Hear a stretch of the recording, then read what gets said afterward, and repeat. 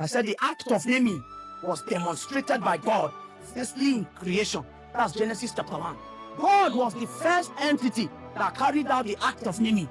How was he doing it? Are you aware that God never brought any creation into being without naming? In fact, it is the act of naming that brought creation into being. For example, the Bible said that God looked at the earth, it was formless and void. Darkness was upon the face of the deep. That's not what God is calling it. Sometimes there are many situations in our life. God gave it some kind of name. Society gave it some kind of name. But what name is the Lord calling it? The Lord came to demonstrate the power of a naming ceremony. He said, irrespective of whatever the devil is doing, you have an assignment to name that situation. So when the Lord looked at darkness, he said, I see no darkness. He said, light be, and light came. The Lord looked at formlessness, and the Lord said, land appear, land appear. Somebody say, name me. He named everything until creation became visible.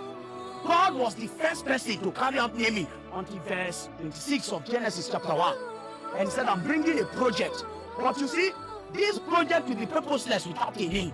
It is your name that confers a sense of purpose upon you.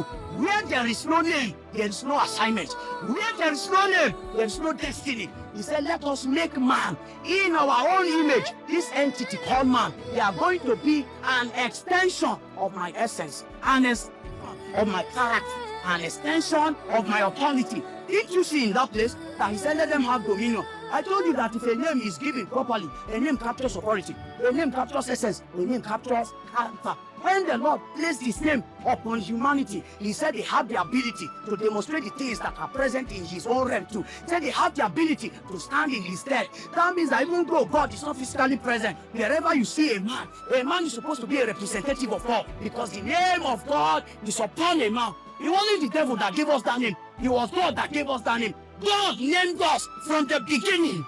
And that name has a lot of benefit that came with it.